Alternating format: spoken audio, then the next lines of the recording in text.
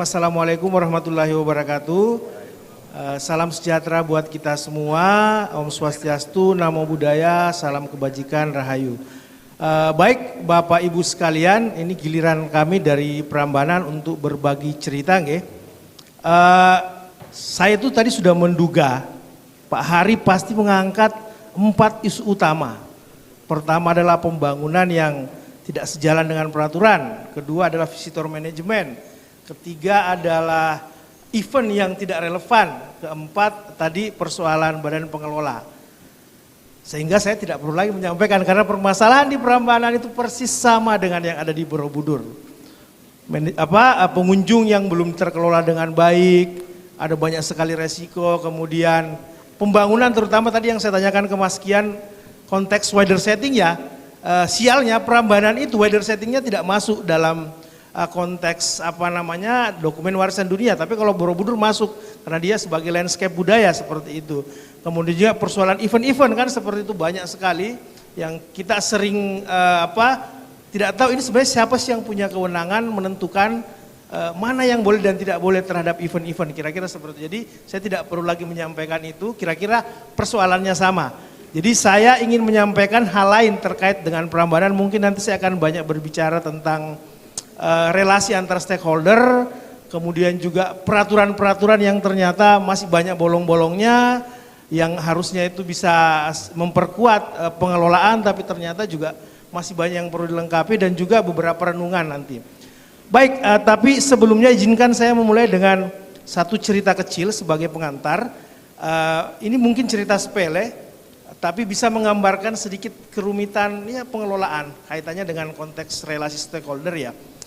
Jadi bulan Maret kemarin Dinas Kebudayaan bersurat kepada kami di BPK untuk berpartisipasi dalam kegiatan ini. Pada waktu itu saya mendapat disposisi dari Bu Kepala dan dihubungi secara langsung Bu Kepala untuk bertanggung jawab terhadap surat ini. Artinya saya diminta menjadi narasumber, menyiapkan PPT dan mempersiapkan hal-hal yang kira-kira dibutuhkan oleh dinas yang perlu kita bantukan dari BPK 10. Nah kemudian tanggal 26 Maret kita melakukan koordinasi daring kalau tidak salah ya. Kemudian waktu itu saya ingat sekali Bu Dian mengatakan bahwa mohon para pengelola agar bisa segera mengirim nama narasumber, PPT dan video profil. Ketika Bu Dian bilang video profil saya langsung jegagik gitu dan sedikit ketawa.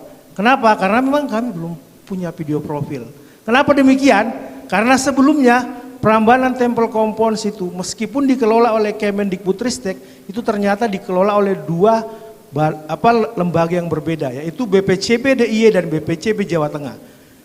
BPCB DIY ketika membuat video profil karena dia mengelola Prambanan, ya dia buat yang Prambanan saja. BPCB Jawa Tengah ketika mereka membuat video profil, ya yang dia buat Candi Sewu saja. Padahal itu satu keseluruhan, berbeda dengan Balai Konservasi.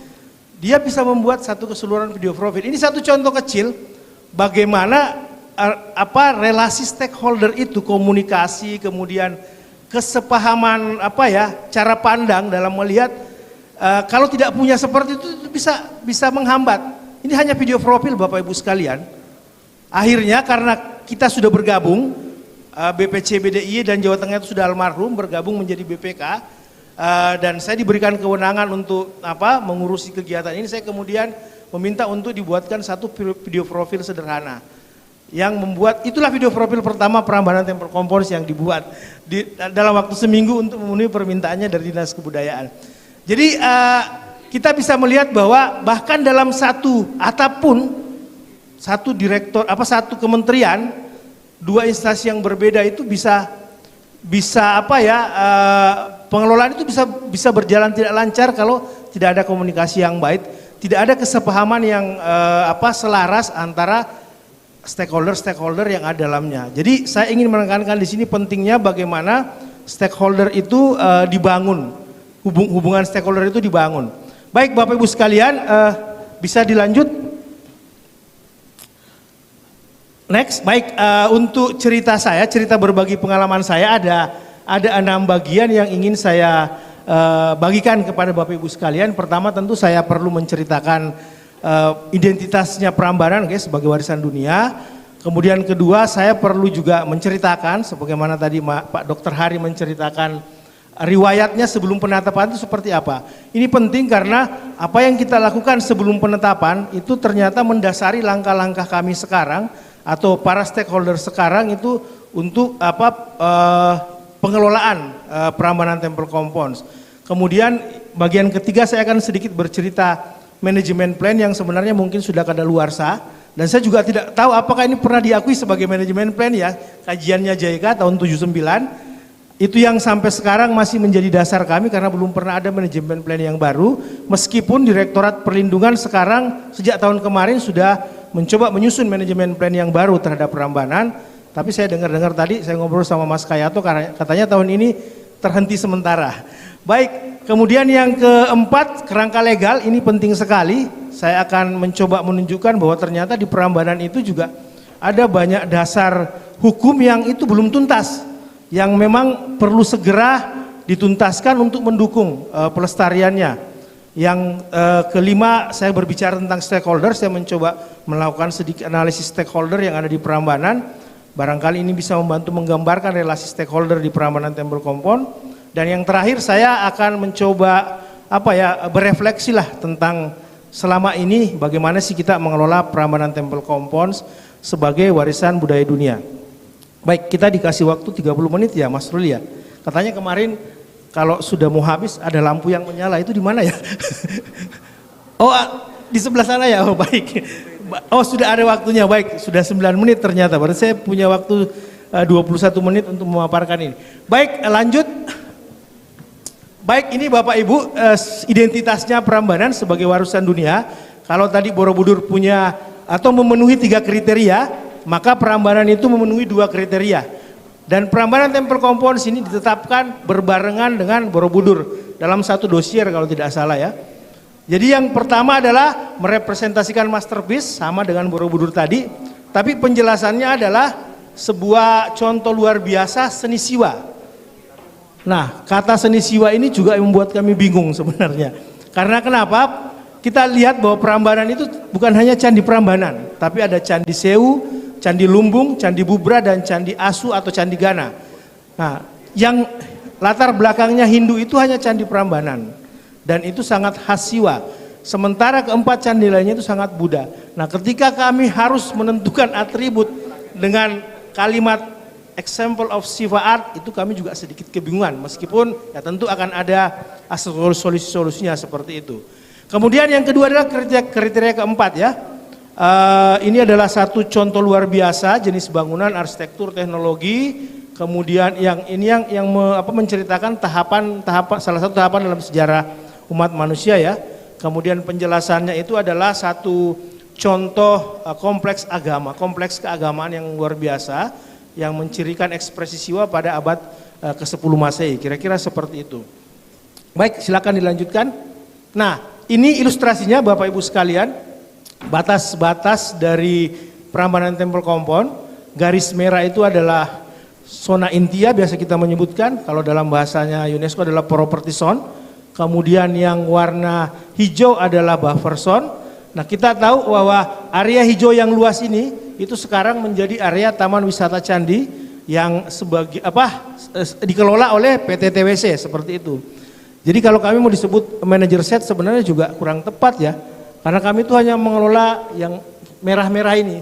Sementara yang luas itu juga dari TWC. Jadi mungkin manajer setnya harus berbarengan dengan TWC, kira-kira seperti itu. Baik, silakan dilanjutkan. Nah, ini adalah ilustrasi Candi Prambanannya sendiri. Lanjut saja karena ini hanya ilustrasi. Nah, ini adalah beberapa bagian yang menggambarkan mungkin atribut ya dari OUV-nya.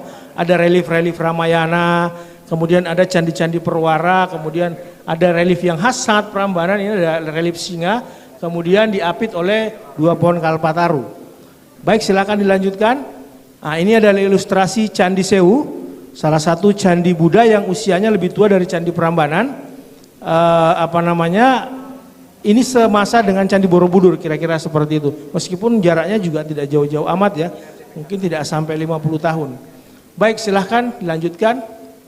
Ini yang Candi Bubra, selesai dipugar tahun 2017. Kemudian yang di sana itu Candi Lumbung, 2 ini. Kemudian Candi Gana yang masih dalam proses restorasi. Kira-kira seperti itu. Baik, silakan dilanjutkan.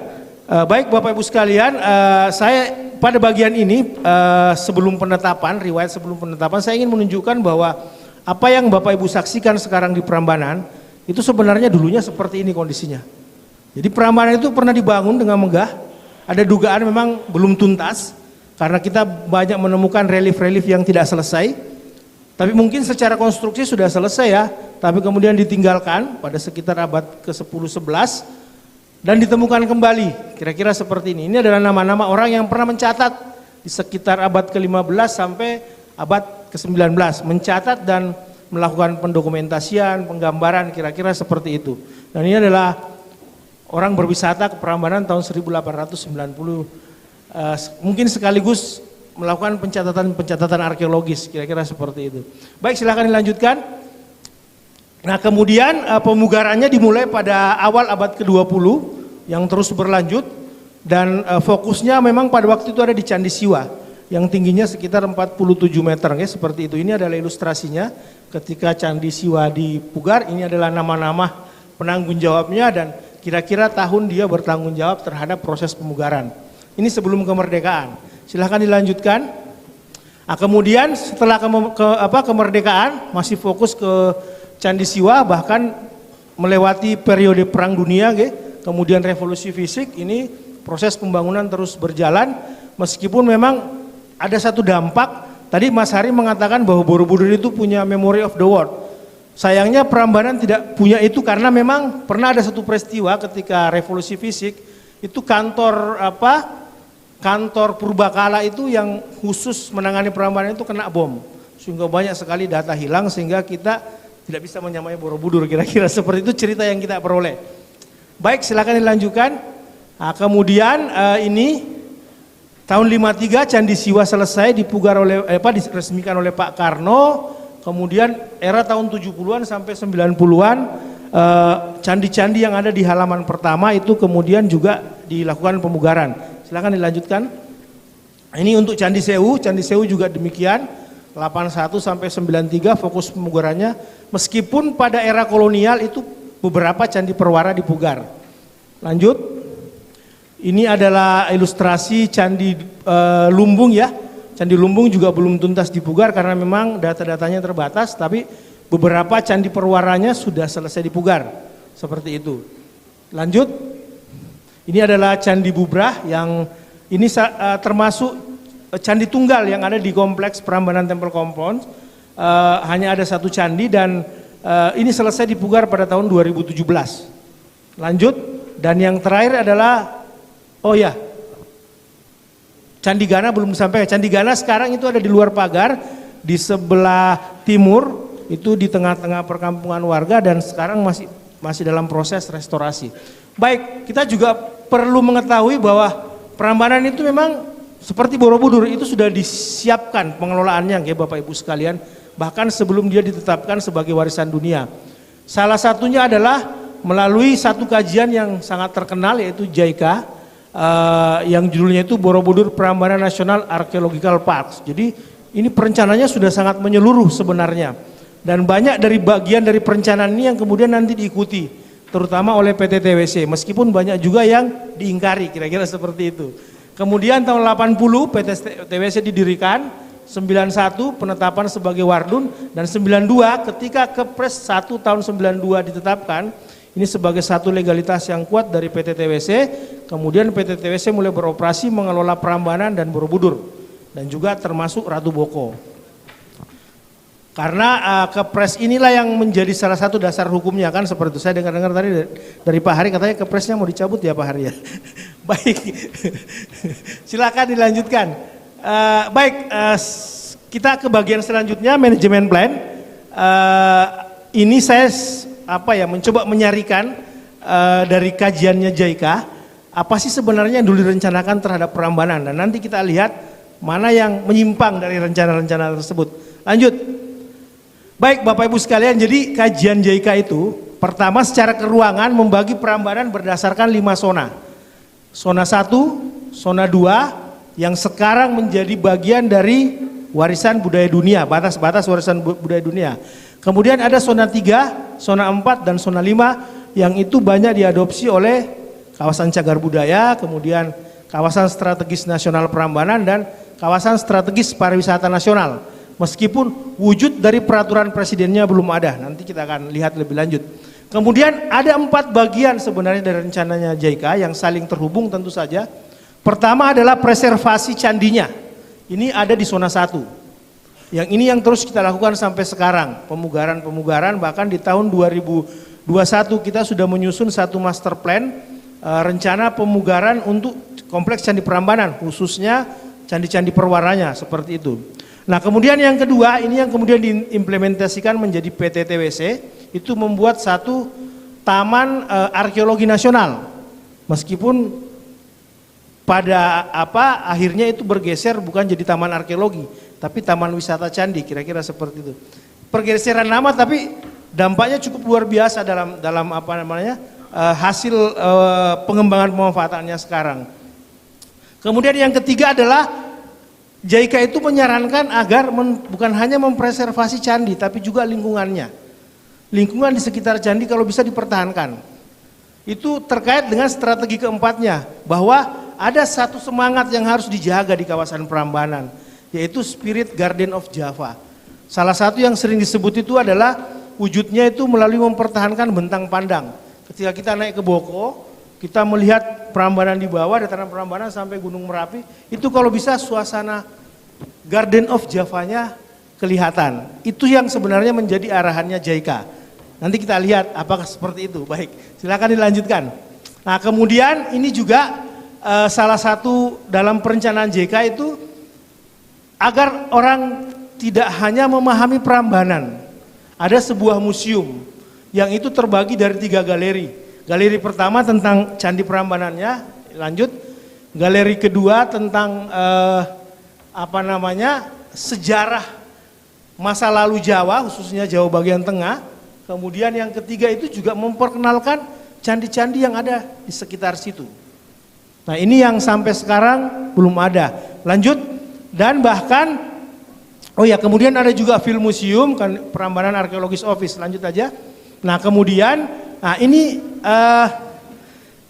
ide awalnya itu bahwa museum itu adalah menjadi gerbang masuk, gerbang informasi sebelum mereka menikmati Prambanan, Bubrah, Lumbung dan Sewu. Nah, pada kenyataannya itu museum ada di sebelah sana sekarang. Jadi orang ke Prambanan keluar baru ke museum, itu pun tentang Candi Prambanan. Baik, jadi sebenarnya sudah ada perencanaan-perencanaan seperti ini dari JICA. Monggo silakan dilanjutkan. Kemudian juga terkait dengan bagaimana pengendalian lahan, itu sudah ada.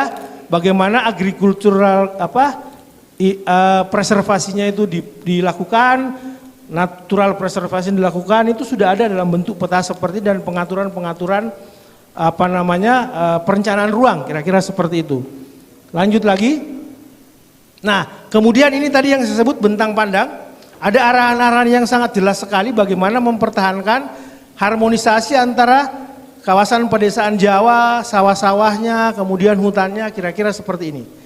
Jadi Bapak Ibu nanti bisa melihat sendiri ketika ke Ratu Boko misalnya, apakah skenario seperti ini atau panorama seperti ini masih bertahan di Prambanan. Ini tentu harapannya JICA. Tapi sekali lagi saya sampaikan bahwa kajian ini disusun pada tahun 79 dan sekarang sudah tahun 2024. Ada banyak sekali perubahan sehingga memang perlu dilakukan review dengan mempertimbangkan perubahan-perubahan yang sudah terjadi, tapi tentu dengan tetap mengacu pada OUV-nya Prambanan, kira-kira seperti itu. Itulah kenapa kemudian sedang disusun satu manajemen plan yang baru yang sekarang masih dalam proses di Direktorat Perlindungan Dirjen Kebudayaan. Semoga besok itu bisa menjadi acuan kita ke depannya untuk melestarikan Prambanan. Baik, silakan dilanjutkan. Baik, sekarang kita ke kerangka legal.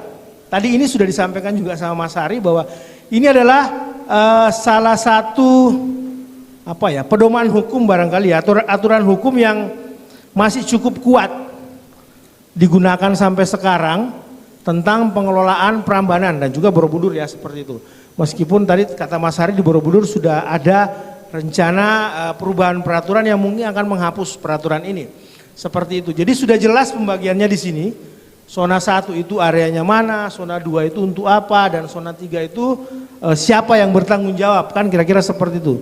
Zona 1 itu untuk pelestarian bangunan cagar budayanya atau heritage-nya atau propertinya. Zona 2 itu adalah area tamannya, taman wisata. Di sini disebutkan kegiatan kepariwisataan, penelitian, kebudayaan, dan pelestarian lingkungan candi. Kemudian yang ketiga ini tanggung jawabnya pemerintah daerah, seperti itu. Silakan lanjut. Nah, sampai sejauh ini belum ada satu peraturan atau turunan peraturan yang tegas lainnya selain Kepres 192 itu. Saya tunjukkan misalnya, kita punya undang-undang tentang penataan ruang. Di sana disebut satu istilah kawasan strategis nasional. Kemudian ada turunannya PP 2008 yang diperbarui tahun 2017. Disebut bahwa salah satu KSN itu adalah KSN Prambanan dan sekitarnya. Tapi sampai sekarang turunan dari undang-undang tersebut, Perpres tentang KSN Prambanan itu sudah 4 tahun saya bolak-balik dipanggil untuk rapat, belum ditandatangani sama Presiden. Padahal kita sangat berharap seperti di Borobudur dengan adanya Perpres tentang KSN itu bisa mengatur lebih detail tata kelola ruang yang ada di Prambanan. Meskipun kalau kita berkaca dari kasusnya Borobudur, ternyata banyak dilanggar juga ya peraturannya, kira-kira seperti itu. Kemudian ada undang-undang pariwisata menyebut KSPN.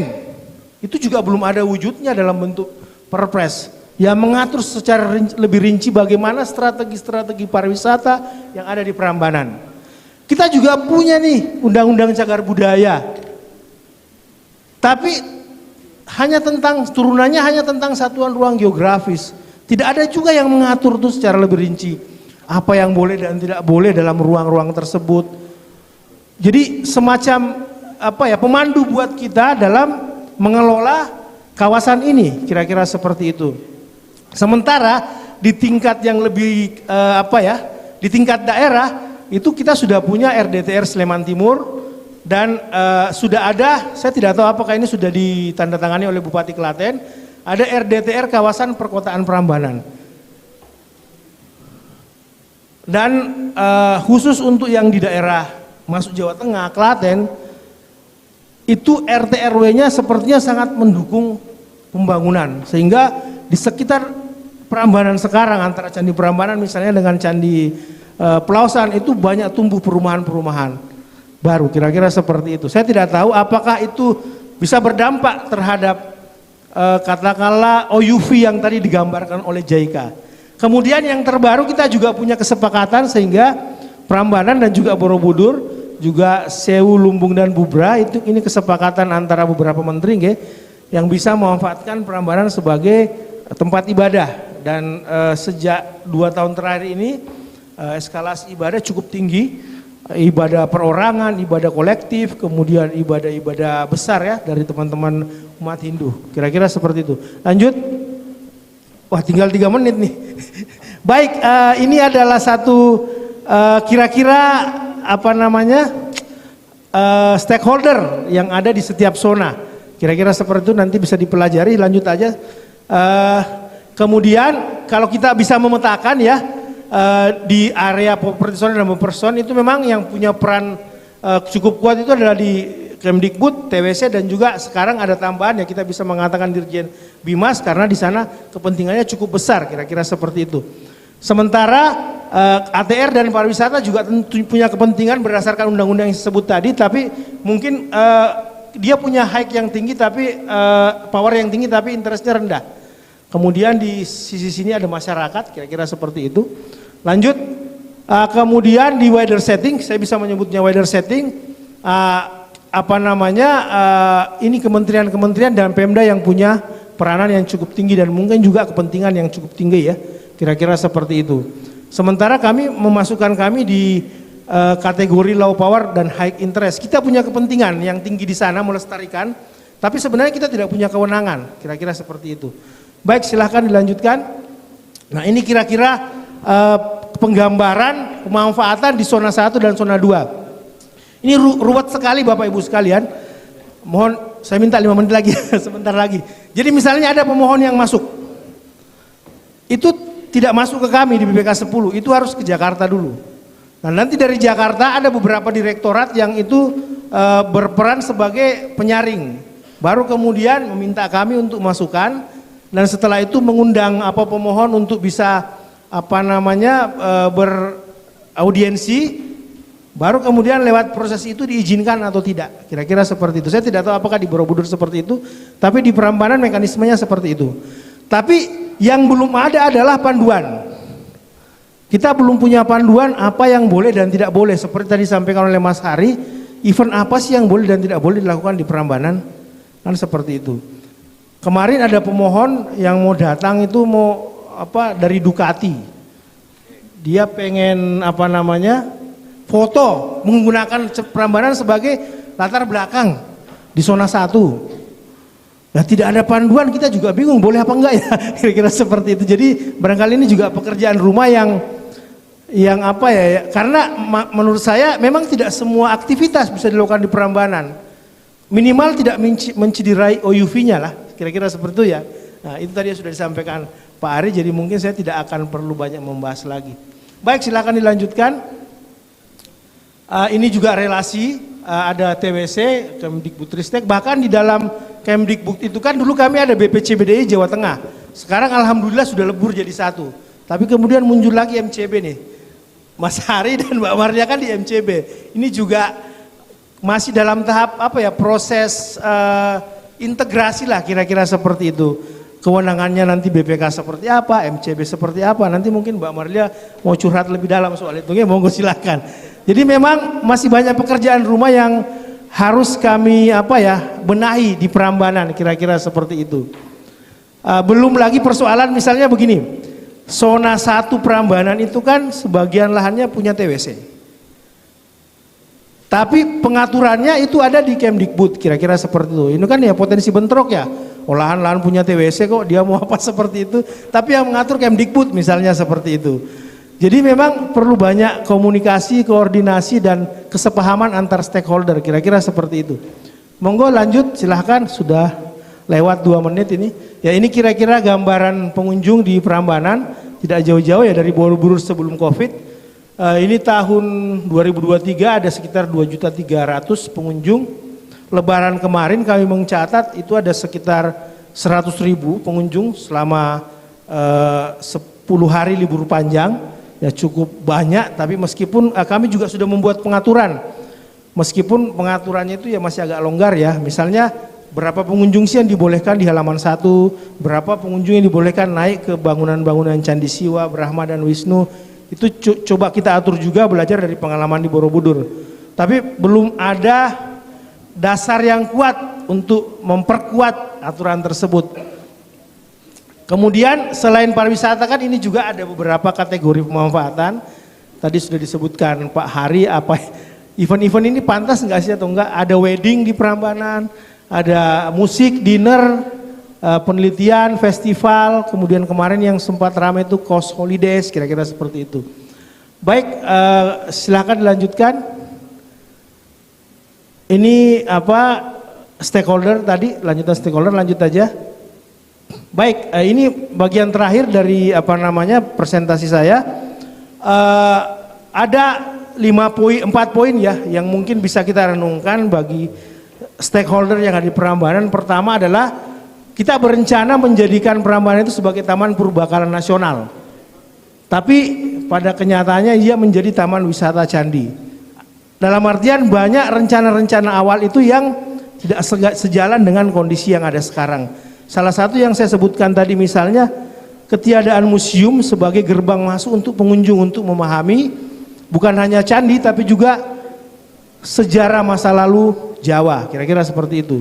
Kemudian yang kedua ini juga yang penting, seperti apa sih kita pengen melihat wider settingnya Prambanan dengan perubahan-perubahan yang citra urbannya itu sudah sangat kuat. Apakah kita masih pengen pelestarian kawasan pedesaannya, atau sudah kita jadikan urban aja seperti itu, atau kita berada di tengah-tengah.